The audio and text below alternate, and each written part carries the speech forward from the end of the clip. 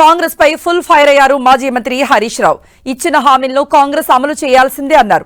ఒకవేళ హామీలను అమలు చేయకపోతే బీఆర్ఎస్ పోరాటం చేస్తుందన్నారు. వచ్చే ఎన్నికల్లో బీఆర్ఎస్ ను గెలిపించి ఢిల్లీలో తెలంగాణ గొంతును వినిపించాలన్నారు. ప్రతిపక్షంలో ఉన్న మనం ప్రజల పక్షాన ఉందాం, ప్రజల కోసం పనిచేద్దాం. సరే, ఇలా మనకేం బాధ్యత ఇచ్చిన ప్రజలు? ప్రతిపక్షంలో ఉండేటువంటి బాధ్యత మనకు ఇచ్చారు. డెఫినెట్గా ఈ ప్రభుత్వం ప్రజలకు ఇచ్చిన హామీలు అమలు చేసేదాకా కూడా వాళ్ళ వెంటబడుడే ప్రజలకు ఇచ్చిన హామీలు అమలు చేసేదాకా నిలదీసుడే.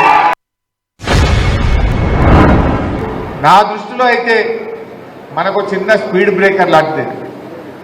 రోడ్డు మీద పోతుంటాం, స్పీడ్ బ్రేకర్ వస్తే ఏమైతుంది? బండి కొద్దిగంత స్లో అవుతుంది, దాటినాక పికప్ అవుతుందా లేదా?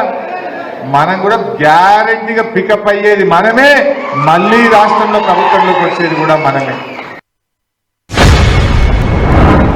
ఈ గులాబీ జెండా ఉన్నది కనుకనే ప్రాజెక్టులు ఇయ్యము అని అసెంబ్లీలో తీర్మానం పెట్టిండ్రు, వెనుకడుగు పట్టిండ్రు. నిజంగా మనం లేకపోతే ఉండునా? ఆయనతో ఢిల్లీకి అప్పచెప్పుతున్నారు, తెలంగాణ నోట్లే మట్టి పట్టుండే. నీళ్లు దొరకపోవు, కరెంటు దొరకపోవు, మంచి నీళ్లు ఉండకపోవు, కాలువ నీళ్లు ఉండకపోవు. కానీ ఇలా తెలంగాణ కోసం పుట్టిన పార్టీ బీఆర్ఎస్ ఉంది కనుకనే ఏం సంగతి బిడ్డ అని కేసీఆర్ నల్లగొండల గర్జించిండు. మనం అసెంబ్లీలో గట్టికి కొట్టాలంటే దెబ్బకు మనం తోక ముడిచింది. 9వ తారీఖు నాడు మొదటి సంతకమే రుణమాఫీ అన్నారు. ఆయన మాత్రం ఓకే లేదా, 9వ తారీఖు ప్రమాణం చేస్తా అని చెప్పినప్పుడు 7వ తారీఖే చేసిండు, 2 రోజులు ముంగట చేసిండు. అంటే ప్రమాణ స్వీకారానికి మాత్రం తొందరపడ్డాడు, గ్యారంటీలు అమలు చేయమంటే మాత్రం ఆలస్యం చేస్తున్నాడు. కుర్చీ దక్క నీకేమో 2 రోజులు ముంగటికి వచ్చినావు, గ్యారంటీలు అమలు చేయమంటే వెనకకు పోతున్నావు. గల్లీలు ఎవడున్నా, ఢిల్లీలో ఎవడున్నా తెలంగాణ కోసం గొంతు విప్పేది, పోరాడేది మన బీఆర్ఎస్ ఎంపీలు మాత్రమే.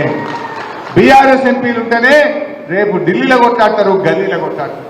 కాంగ్రెస్ మెడల్ వచ్చి 6 గ్యారెంటీలు అమలు చేయించాలంటే, 2 లక్షల రుణమాఫీ జరగాలంటే మనము బీఆర్ఎస్ ఎంపీని గెలిపియాలి.